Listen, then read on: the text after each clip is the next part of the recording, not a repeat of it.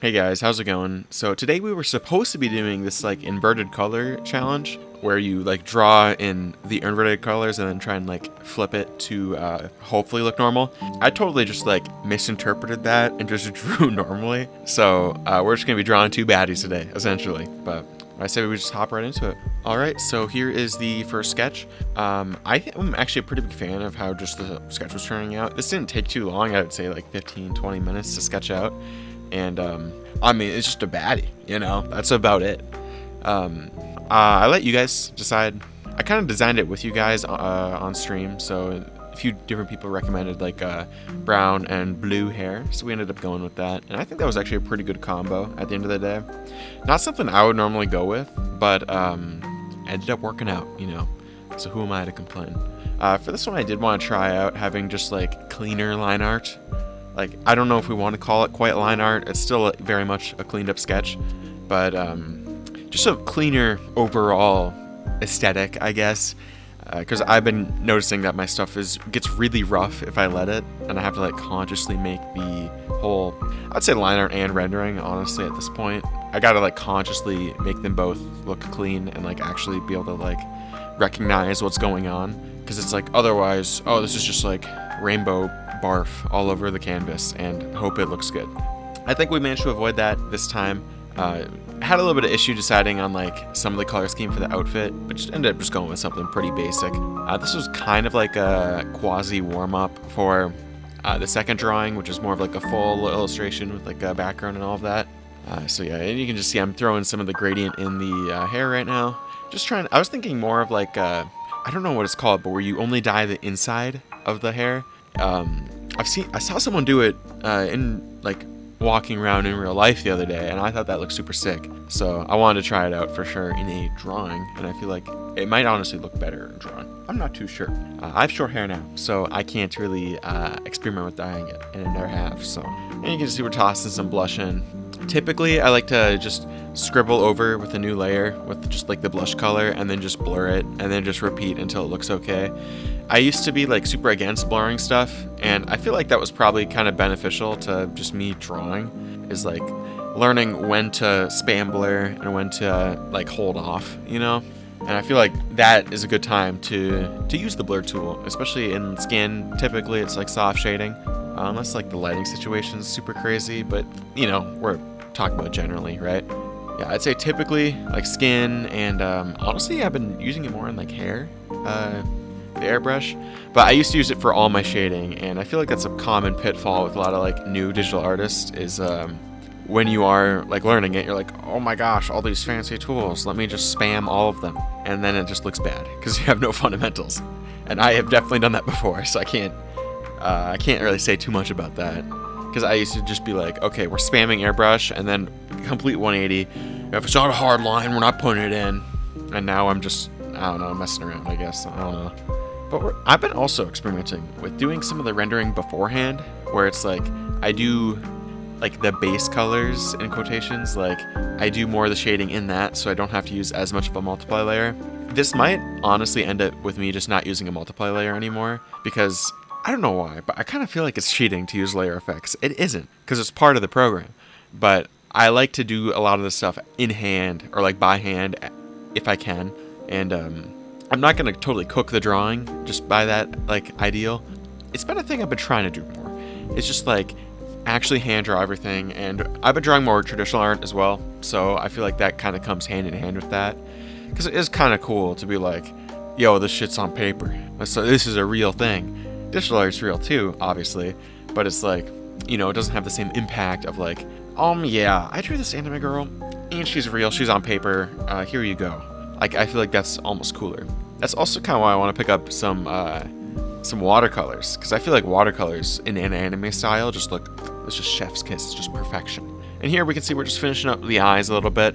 I honestly do eyes differently almost every time I do them. So I wish there was like a consistent method that I do, but I kind of just go play by ear. If it's a lighter color like this, I usually throw more detail in.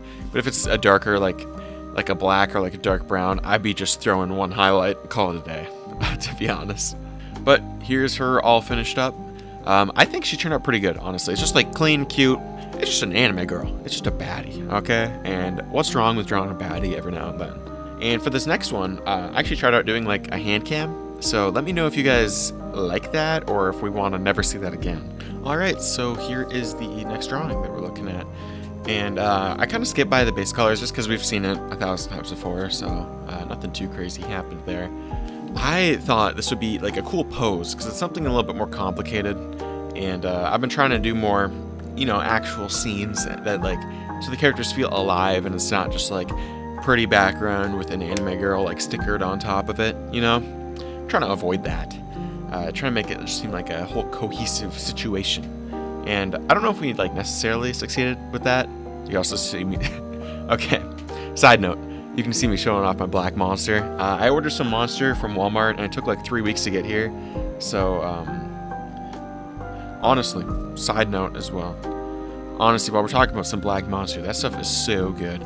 It's like a dark cherry kind of flavor, which I wasn't sure how I was going to feel about it, but I'm honestly a fan.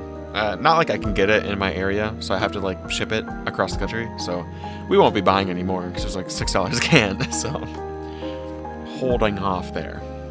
But yeah, we're just doing some like base shadows here. I tried to do this thing where I cover the entire character in like a multiply layer and then cut out the highlights.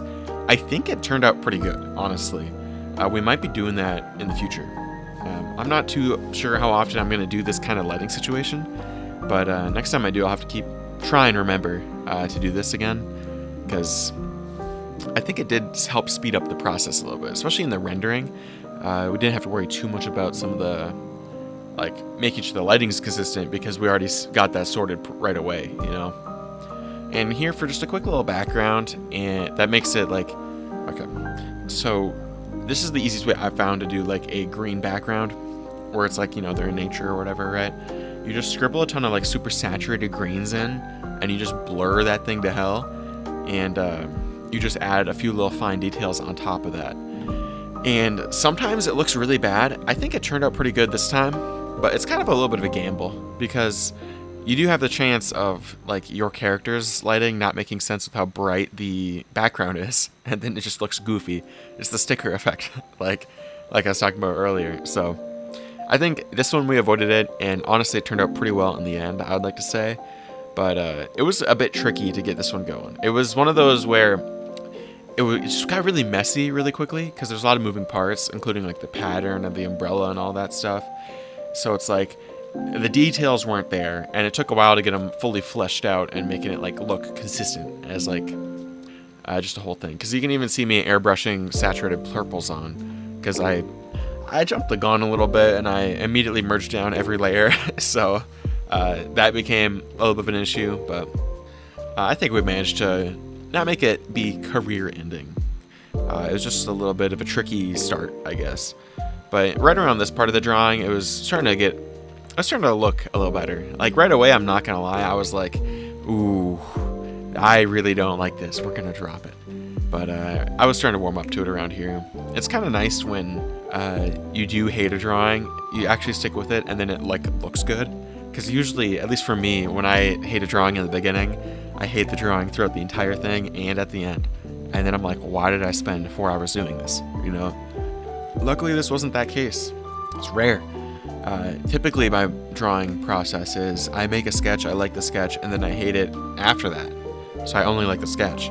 But, we did the exact opposite this time. So I do think this is what I was talking about earlier, where I get really rough. This is a prime example of that, where it's just none of the details are there, and you have to constantly re-render everything. And that just takes forever. So I feel like, I don't know if this is like a skill issue, where it's just it'll go away after a while, but it's been an ongoing trend with a lot of my stuff, is it takes a lot of rendering, like I'd say like 5-10 rendering passes to make anything look mildly clean. Because there's no line art, so it's like I constantly repaint the line art, essentially. And I don't know, I find it fun.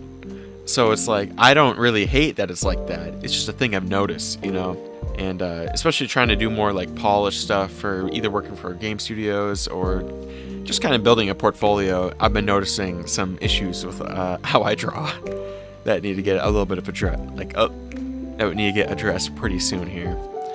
That, and then also anything like background heavy, I'm not really the best at, especially like cities, stuff like that. Like the perspective's fine, but a lot of that finer detail, which I guess that kind of ties into the characters too. A lot of like really small detail, I'm not really the best at putting in at the moment. I've been working on it though, so we should hopefully have that be buckled down.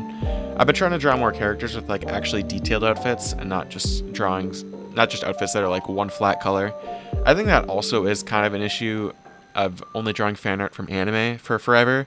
That's what I started doing, so it's like I'm not used to putting a ton of detail in outfits, because typically like they have a lot of parts, but the actual fabric and stuff like that, in like I'm thinking like Naruto for example, like there's patterns and stuff on their outfits, but it's nothing crazy. It's like 2 colors or something, right? Because they gotta animate it. But trying to mitigate that and actually make some like cool detailed like gothic lace kind of thing, like those are it's like they look so cool, but it's like my skills won't allow, right? So I think the day I can draw like a cool gothic outfit is the day I finish drawing. I'll probably be 95 and be full of microplastics by then, but hey, who knows? But here's the second one all finished up, and I'll just have the first and second one just kind of popping up here. I'm pretty happy with both of them, honestly. I think I still like the first one the most, but I think I'm biased because it's just a cute anime girl, and that's kind of like everything I draw. So, but yeah, let me know. Okay, restarting that. Let me know what you guys think of the video. If you like the hand cam, if you want to see me do any challenges in the future, and if you want to watch like this whole VOD, I've got it up on my channel, so feel free to check it out. But yeah, I say without any further ado, I'll see you next time. Peace.